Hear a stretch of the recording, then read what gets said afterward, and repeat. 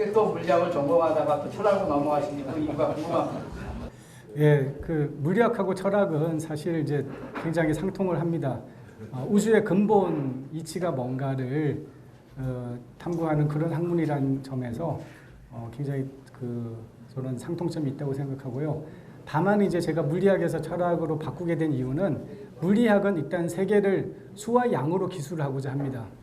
근데 이제 제가 그때는 뭘 잘 알아서 그런 건 아니지만 언뜻 생각하기에도 이 세계라고 하는 거는 수와 양으로만 다 기술할 수 있을까, 다 파악할 수 있을까라고 하는 생각을 하게 됐어요. 분명히 질적인 부분이 있을 거다. 오늘 제가 이야기하는 중에서도 접혀져 있다는 표현을 쓴 적이 있어요. 우주가 접혀 있다. 드러난 것, 우리가 물리학이, 자연과학이 기술할 수 있는 거는 펼쳐져 있는 부분, 외형적으로 보여지고 있는 수와 양으로 기술될 수 있는 부분만 사실 탐구하는 거거든요. 근데 만약에 보이지 않는 영역, 물질이 이제 드러나 있다면 그 물질 속에 있는 생명 또는 의식, 이거는 이제 드러나 있지 않는 거죠. 하지만 그것이 더 중요할 수도 있고 또 그 작용에 의해서 지금 물질이 드러나 있고 빅뱅 이래로 지금 거의 137억 년 동안 이런 길다면 긴 세월 동안 시공간의 이 우주의 표현이 우주가 드러나 있는데 이것이 사실 물질 세계인데 왜 빅뱅이 137억 년 전에 생겼는가?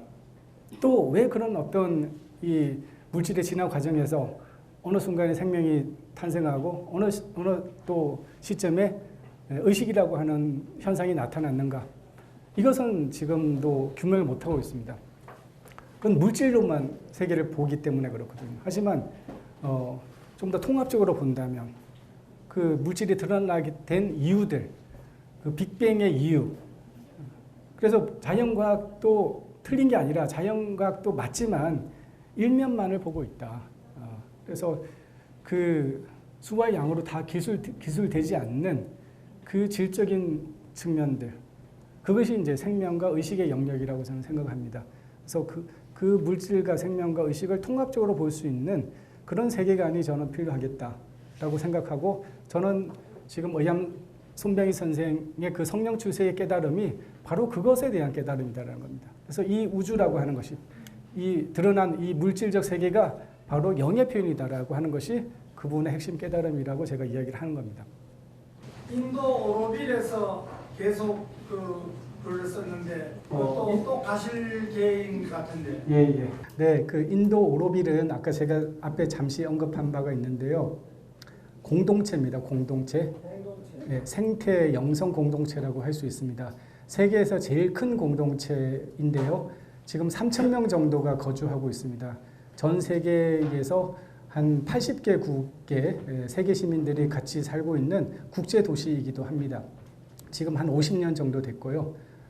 그래서 아까도 잠시 말씀드렸지만 인류가 하나 되는 그런 어떤 비전을 가지고 국적과 인종과 종교를 넘어선 정말 우리가 어떻게 해야지 공존 공생하면서 같이 평화롭게 잘 살 수 있는가, 또 인간뿐만 아니라 다른 생명들까지도 조화로운 문명이 어떻게 가능한가, 그것을 실험하는 장이라고 저는 이해를 하고 있습니다. 오로빌을 한국에서 한번 교수님이 좀 선도적으로 한번 좀 재현시켜가지고 우리도 좀 인도까지 안 가고 네.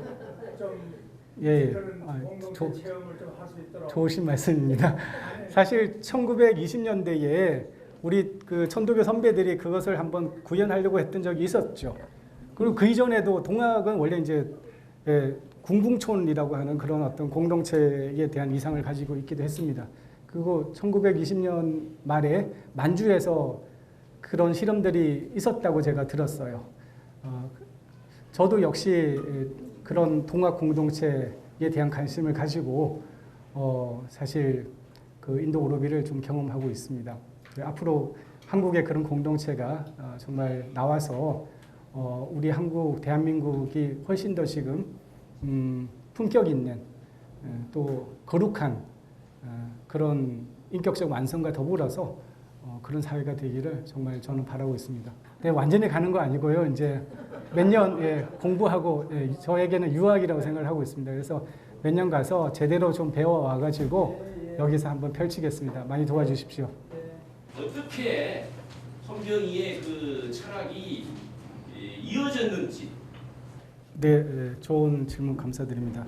제가 그 강연 마지막에 잠시 그 언급했듯이 손병희의 철학이 제대로 개성이 되지 못했다고 생각을 합니다. 그래서 그게 이제 바로 지금 천도교 세태의 가장 큰 원인이 아닌가 그렇게 생각을 합니다.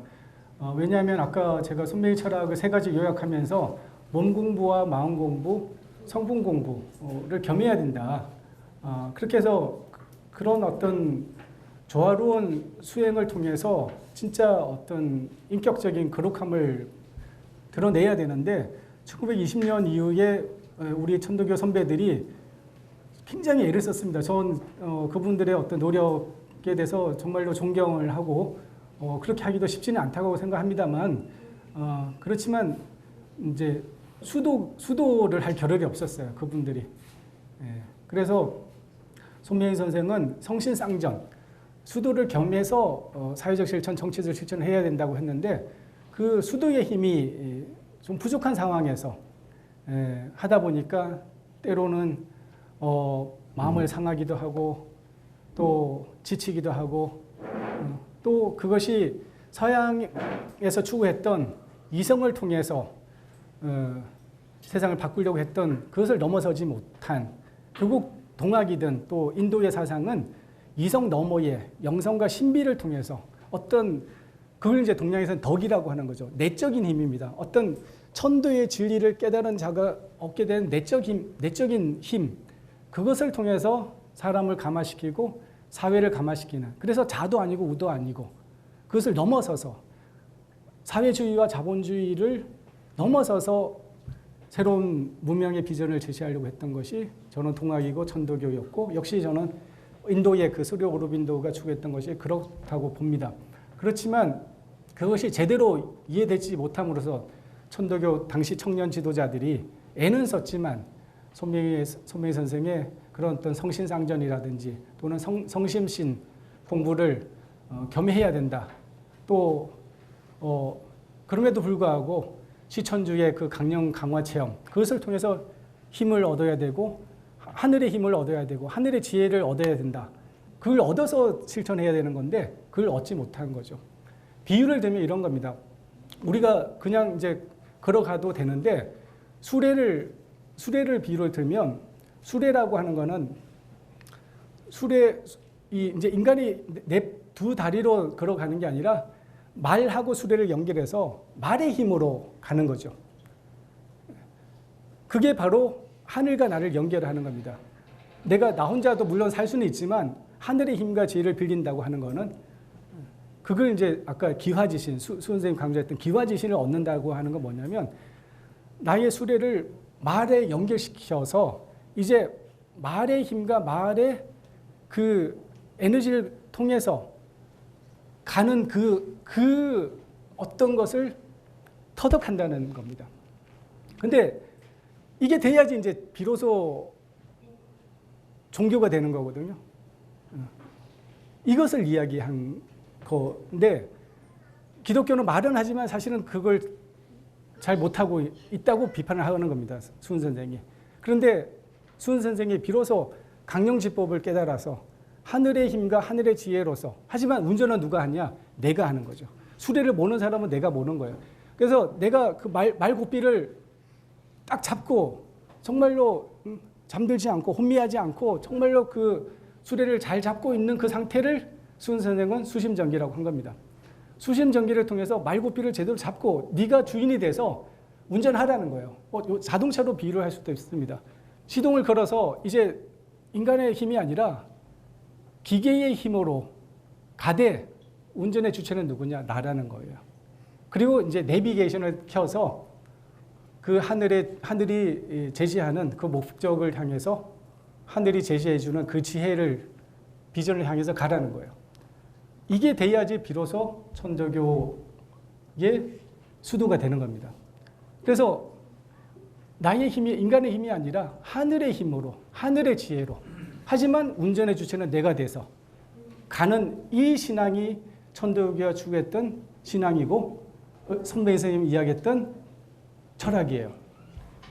그래서 이것은 기독교가 갖고 있었던 그 어떤 영적인 종교에다가 불교가 추구했던 그 성품 공부를 결합하고 있으면서 유교가 추구했던 사회적 정치적 실천을 겸한 것이다 라고 저는 저의 어떤 사상사적인 관점에서 그렇게 평가를 한다는 겁니다. 그런데 이제 20년대 이후에 천도교 청년 지도자들이 정말로 열심히 애를 썼다고 저는 생각하지만 바로 그 부분에서 하늘의 힘과 지혜를 통해서 했는가라고 할 때 좀 못했다는 거예요. 다만 그게 가장 가까이 간 사람이 누구냐? 김기전 선생이 폐병에 걸려가지고 그것을 나으려고 애를 쓰면서 깊은 수행 체험을 합니다. 그래서 저는 김기전 선생이 그나마도 가장 가까이 갔다. 그래서 그분을 조금 더 연구를 해서 그분의 그러면서도 그분은 굉장히 많은 실천과 해방 공간에서도 좌우 합작을 해서 진정한 통일 국가를 건설하기 위한 굉장한 애를 쓰시거든요. 그래서 그런 정신을 우리가 오늘날 좀 더 많이 이어받아야지 우리 천도교가 좀 희망이 있는 게 아닌가 그렇게 생각합니다. 이제 오늘날의 많은 현대인들이 종교 그러면 조금 이제 부정적인 그 인상을 많이 가지고 있어요. 그런데 분명한 것은 우리 인간의 의식의 진화는 이제 지금 이성의 단계에 왔어요. 근데 우리가 이제 그 진화의 어떤 원리를 인정한다면 이성 너머가 있을 거잖아요. 초이성. 이 초이성이라고 하는 거는 이제 이성 너머, 우리 오감을 통해서 우주를 인식하던 그 세계를 넘어서서 또 다른 어떤 제3의 눈이라고 할까? 또는 오감 이상의 어떤 인식 능력이 개발이 됨으로써 이 세계를 좀 더 있는 그대로 파악하는 그런 어떤 능력이 저는 개발이 되는 게 아닌가라고 생각을 합니다.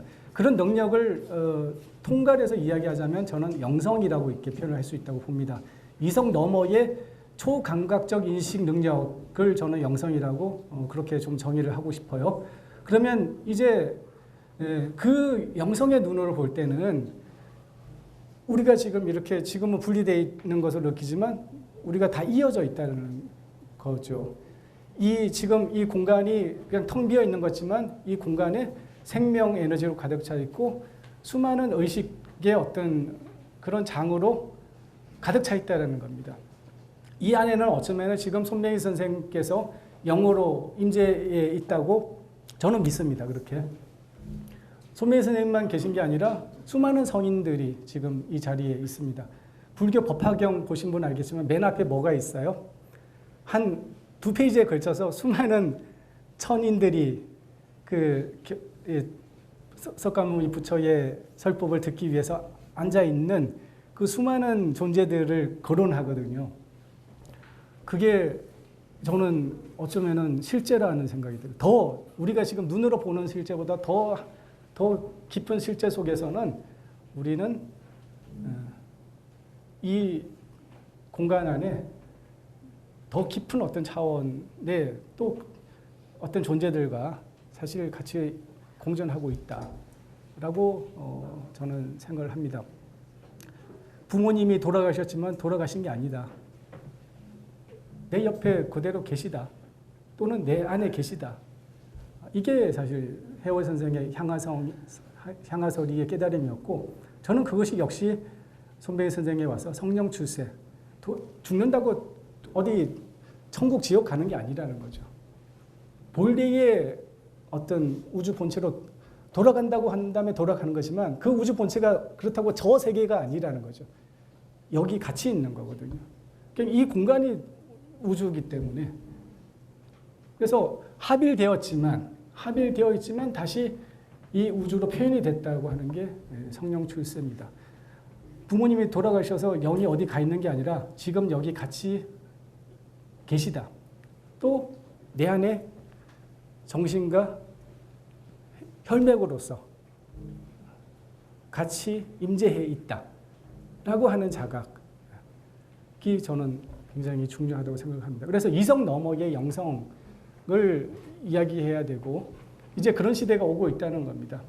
그래서 이제 종교에 대해서 만약에 그렇다면은 그런 영역에까지 우리가 인정을 하고 우리의 지평이 넓어져야 되고 우리의 어떤 감각이 오감에 그치지 말고 보이지 않는 세계에 대해서 좀 더 겸허한 마음을 가지고 그 세계의 그 신비를 정말로 내유신령과 외유기화로서 체득함으로써 우리가 다 사실 지금은 끊어져 있는 것 같지만 이어져 있는 하나의 형제 동포라고 하는 것 이런 데 가야지 비로소 우리 세계가 지금 안고 있는 수많은 갈등과 분쟁, 대립이 좀 극복이 되고 정말 사회동포 우리 선생님께서 말씀하신 세계 일가, 사회동포, 동기일체의 세계